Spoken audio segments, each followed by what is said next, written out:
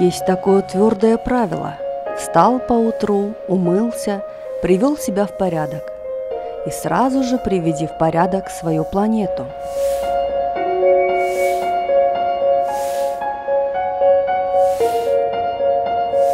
Ар кимдин мисалы, ар кимдин ардактуу кесиптери болот экен да. Анан биздин иште эле ошо ойлойм мен мамлекетке жакшы салымыбызды кошуп, биз деле жок дегенде бир жагын тазалык жагын карап иштеп атабыз го деп ойлойбуз да.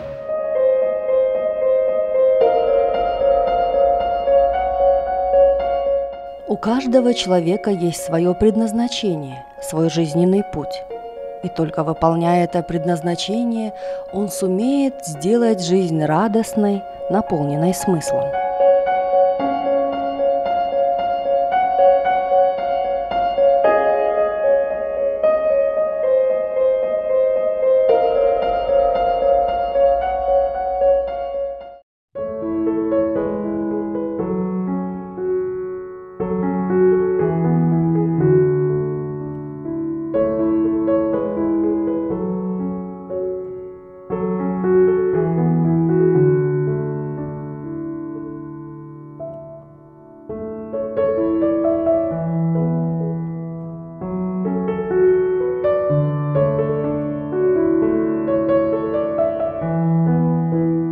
Семья – это где уютно и тепло. Это самое большое богатство каждого человека. Маленький, уникальный мир, где тебя любят, поймут и поддержат. Каждая семья – это особый мир, ни на что не похожий.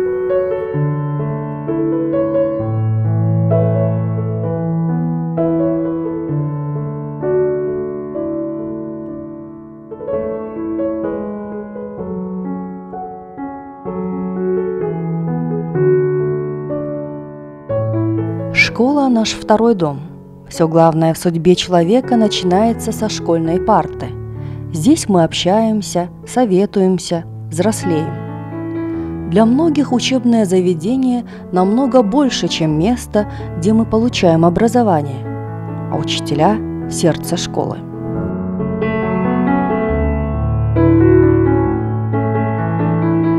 Дети – наше будущее. Когда я прихожу в школу и вижу эти глаза, я с удовольствием их хочу чему-то научить.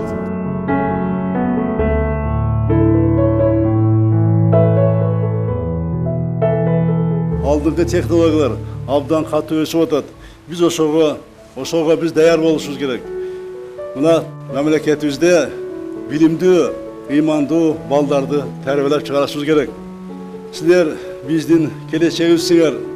Буюрса, силер мекенчил, канчалык билимдүү, маданият акылдуу болсоңор, биздин коомубуз да таза болот, мамлекеттин келечеги да кең болот.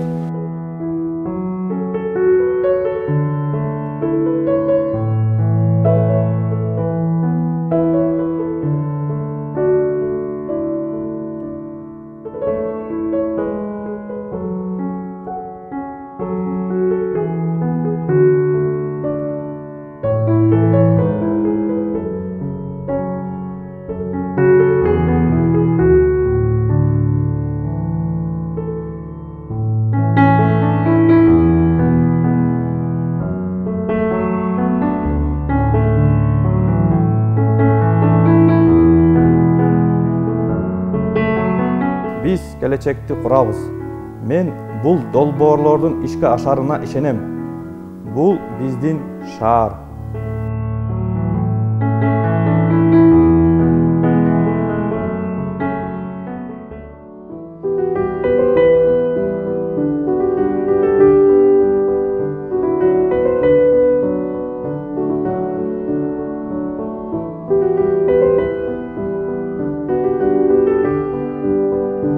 Мы встречаемся с ним каждый день, утром или вечером, потому что нельзя представить себе наш стол без хлеба, будь то обычный завтрак или праздничное застолье.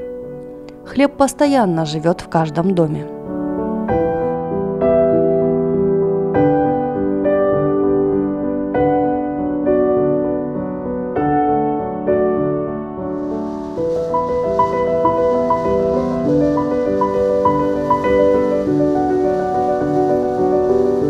Вот уже 18 лет, как я работаю в сельском хозяйстве, когда колхозы, совхозы отделились. Вот мы организовали фермерское хозяйство, занимаемся полеводством, животноводством, выращиваем сейчас в данный момент на полях основная культура кукуруза у нас. Немного пшеницы есть, ячменя и люцерны для сена, для скота на корм. Мы сами себя сможем кормить.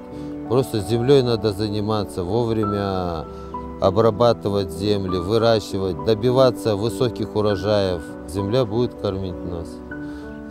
Потому что когда душу вкладываешь в землю, в хозяйство, она дает отдачу.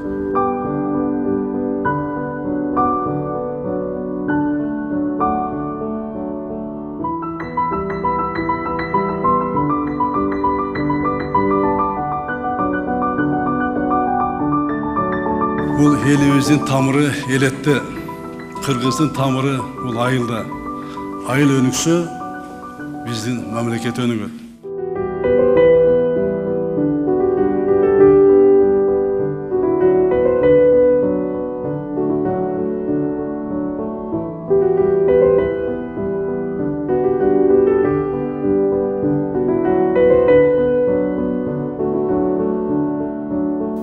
Жермен иштейбиз. Мына кооператив болгондон бери 350 гектар буудайды атабыз.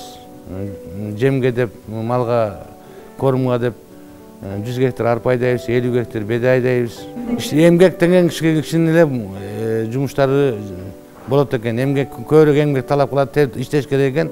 Тынбай эмгектен иштеп келатабыз.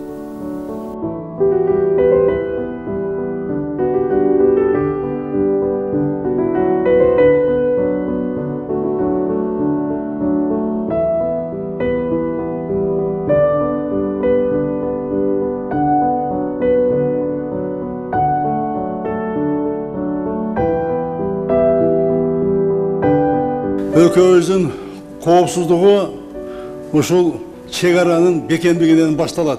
Өлкөбүздүн чегарасын көздүн карагенде сактоо бул ыйык милдет, бул ар бирибиздин милдетибиз, ар бир Кыргызстандын жаранды милдети. Чегарачы болуу бул абдан сыймыктуу кесип, бирок ошол мезгилде абдан чоң милдет и абдан бийик жоопкерчиликтүү кесип. Чегарачы болуу үчүн ал адам өз мекенине чын дили менен, жүрөгү менен күйгөн, абдан жогорку кыраакылык менен, көз караш менен кызмат кылган, ар дайым эрдик көрсөткөнгө даяр боло турган адамдар мына чегарачы болот.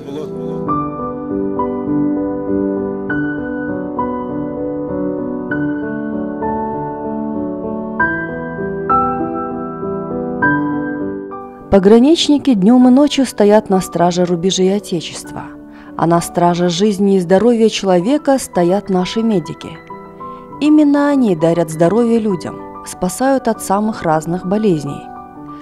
Врач часто лечит не только тело, но и душу человека, вселяя в сердце веру и надежду. Биздин жумушубуз аябай жоопкерчиликтүү.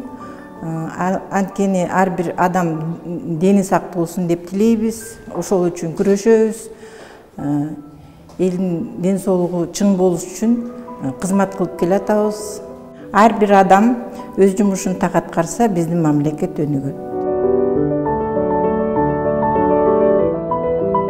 Оорубаңыздар, больницага келбеңиздер. Бул больница ушу профилактика кылып эле кеңеш алганга эле келип тургула. Кеңеш алган консультацияга. Анын алдын ала келип жүргөн больница болсун. Ден соолугуңар жакшы болсун.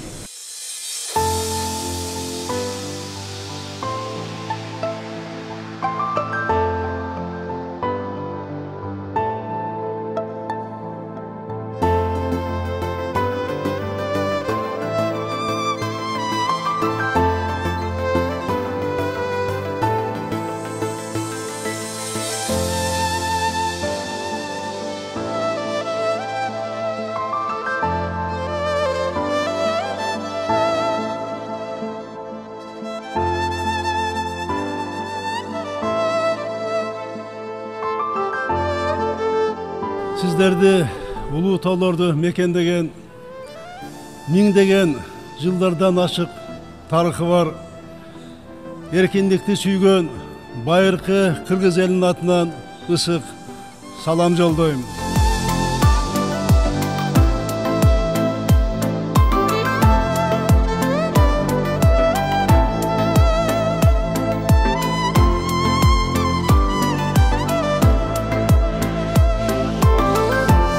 Со внешним миром сегодня Кыргызстан ведет диалог на равных и во главу угла ставит исключительно защиту национальных интересов.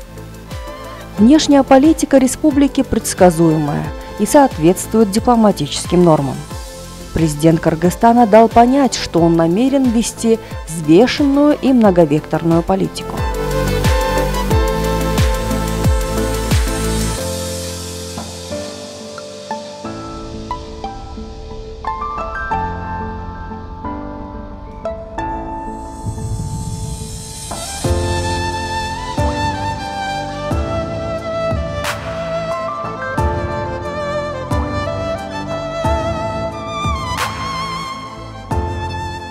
Прошедшие на берегу Иссык-Куля третьи всемирные игры кочевников международные эксперты признали одним из самых значимых событий 2018 года.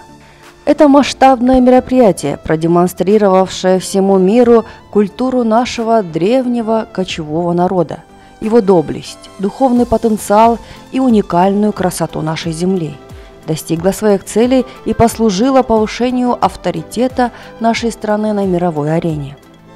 Всемирные игры кочевников укрепили единство народа, подняли дух патриотизма.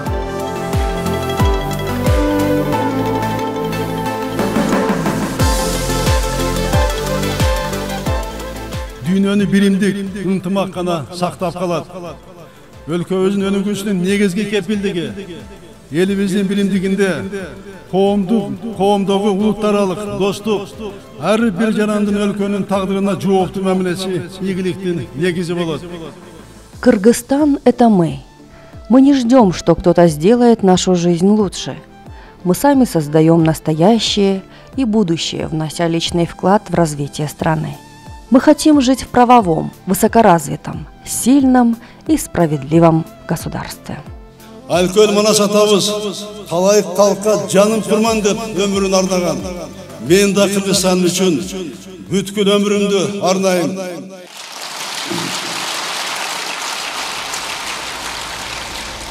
Элиме, жериме акыркы демим калгыча ак тилден кызмат кылам. Ак тилден кызмат кылам.